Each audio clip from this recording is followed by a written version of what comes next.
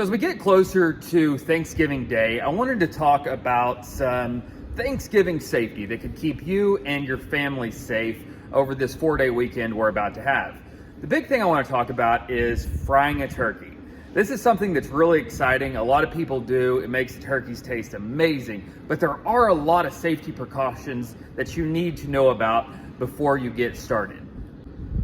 The first thing you want to do is make sure that your turkey is entirely thawed out. So basically, the rule of thumb is that you need to thaw your turkey for every 5 pounds. It needs to sit out for about 24 hours. That means if you got the big turkey and it's a 20-pounder, it needs to sit out for 4 entire days before it's actually thawed all the way through. Now, if you're like me and you've probably forgot to put your turkey out at this point and it's not going to have quite enough time to thaw, you'll want to do the cool water thawing, which means it's a little bit faster, but you want to, for every 1 pound of turkey meat, you're going to want to let it sit out for 30 minutes in a cold water bath. Now, when it comes to setting your turkey fryer up, you want to make for sure that you're setting it up at least 10 feet away from the house. That's so that if anything was to go wrong and it was to catch on fire, it won't melt your siding, it won't melt your house, or anything like that.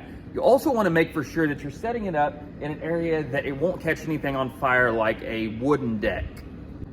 Now, most modern turkey fryers have a safety device on them that makes it so that the fryer will actually turn off after about 20 minutes. That's so that it makes sure that you are constantly watching your fryer and paying attention to it. You're not walking inside and watching a football game or doing other things and leaving your fryer unattended.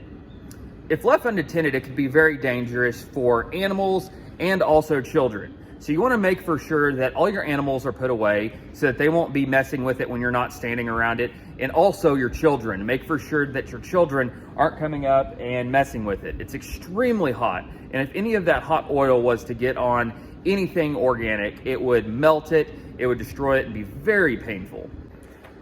Now, when it comes to putting the turkey into the fryer, this is the most dangerous part of the whole thing.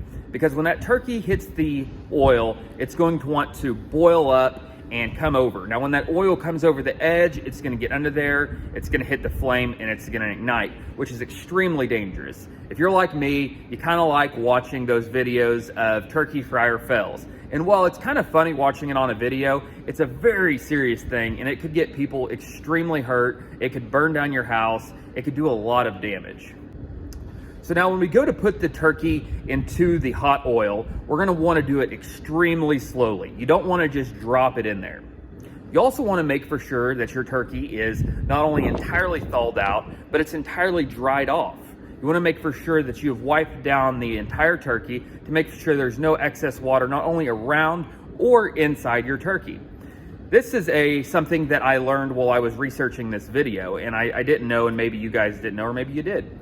1 liter of water, when it turns into steam, is actually 1,600 liters of steam. And that's created really quickly when that water hits that oil and boils over. And so you get a lot of steam created. And that's why you want to do this process very slowly. Another thing that kind of seems like common sense to me, but it might not be to everybody, is when you go to put the turkey in the fryer, you're going to want to turn off the propane while you do it. So you've already heated up your oil. It's well hot enough to fry the turkey. Go ahead and turn the propane tank off. Get the flame out before you actually put the turkey in. That way, if something does go wrong and the oil does come up and boil over, there's no flame underneath it to actually ignite any of the oil. And last but not least, you always want to make for sure you're wearing all the proper PPE before you go to put your turkey in the fryer. That would mean safety glasses, maybe even a face shield, and gloves that are able to take some heat. Now, I don't want to make a video without having caught something on fire or blown something up. So today, I have my fryer going, getting it hot. I have a frozen turkey that I have not thawed in the freezer right now, and I'm going to show you what not to do in frying your turkey. Now, I have had questions here recently, are my videos actually safe? Am I taking all the safety precautions to do a safe job so that I don't get hurt making these videos? And the answer is yes. So today I have several fire extinguishers out, 5 of them to be exact. I also have my wife standing by as we do this. And as you'll see behind me, I've also made kind of a teepee type of stand that I can hang the turkey from and drop it in so that I won't be anywhere near that fryer pot when it goes off. And hopefully we'll get some fire out of it, and I can show you how dangerous it is to drop your turkey in too fast, put an unthawed turkey in there, and drop a soaking wet turkey in there. So we're kind of doing everything that you're not supposed to do all at once, and hopefully we'll get a pretty cool reaction out of it, and I can try it out and destroy some stuff without you guys actually having to.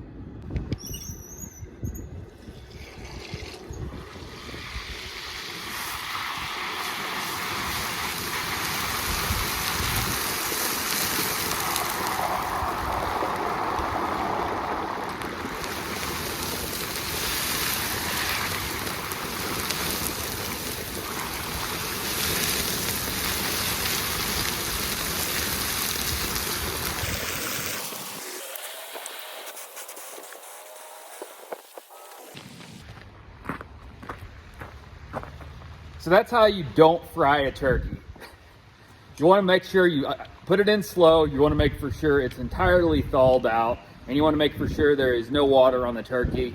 You want to put it in very slowly, and that's your worst case scenario of what could happen. It kind of blows up in a huge ball of fire, and you want to make for sure you're out of the way, and it's out of the way at the house at all times. So I hope you guys have a really good Thanksgiving. I hope that you find stuff to be very thankful for even after this last couple years, and be safe, and we will talk to you later.